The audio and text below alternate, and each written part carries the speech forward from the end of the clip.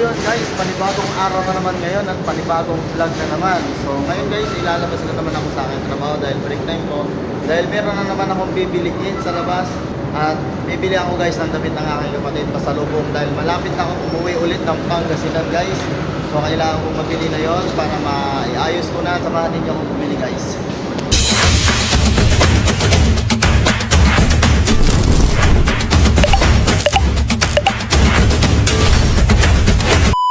Guys, nandito na naman ako sa labas.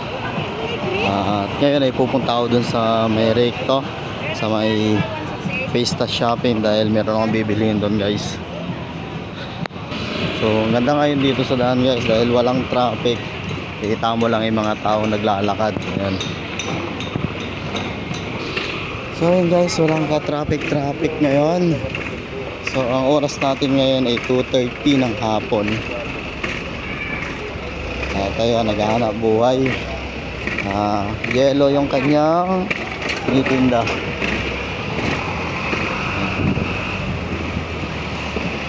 Doon tayo sa dulo pupunta guys.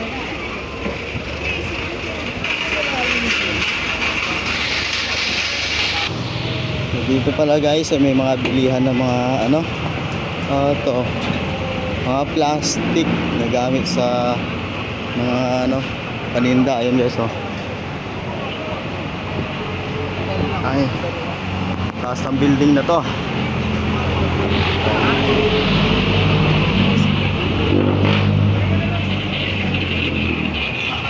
Doon pa tayo sa dulo pupunta guys.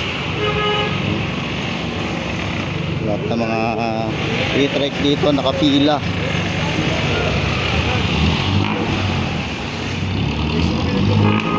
Mga gusto na bumili ng mga floor mat dyan guys, to American vinyl to. Ang tapat nga lang yan guys itong ginagawang dito building. So ayan guys, ang lakas ni kuya, ang bigat nyan, hindi pa nakaya ngayong buhatin yan guys. Mga tao, may mga tulog pa. So ayun yung guys yung sinasabi ko sa inyo, padulo. Ayun dito tayo bibili. Ang ganda ng t-shirt, mga bag pa, mga chinilas. 120 na lang chinilas guys. Ganda. Na tayo bili. Dito tayo sa dulo bibili guys. Mura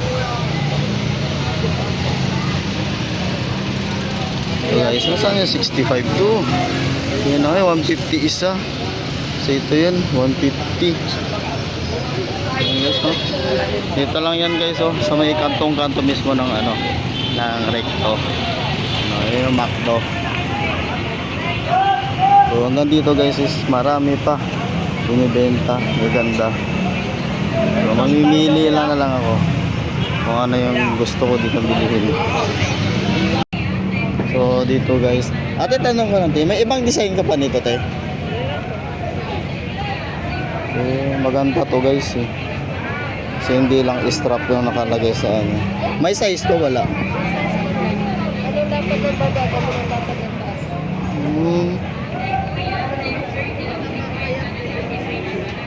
Ha? Mataba pa yan. Pwede magsabi. Pwede.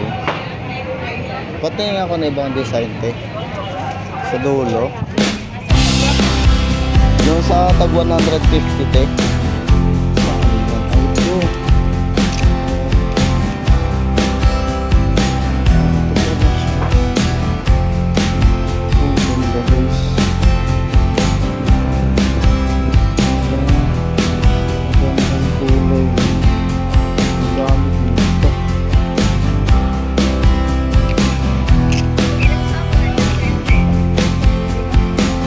Yung bagong lagay mo.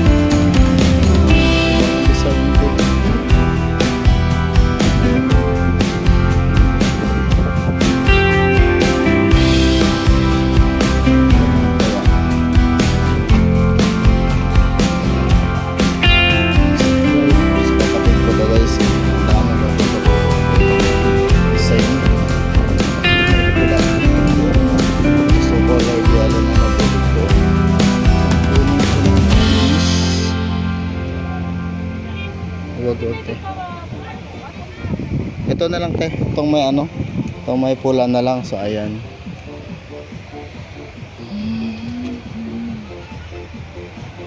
Tapos, ano pa? 150 rin to, te. So, ayan guys. Gantong design ang kinuha ko kay ate.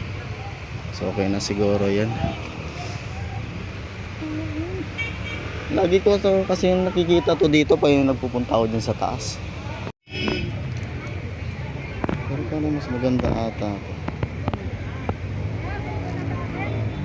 Mas maganda pag may kulay din siya. Ano ba yan mas maganda?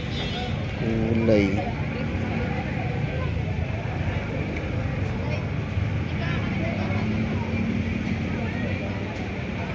Parang mas okay ata yung kinuha mo eh. 50 plus naman na yun si mama ko eh. Pwede siguro na to.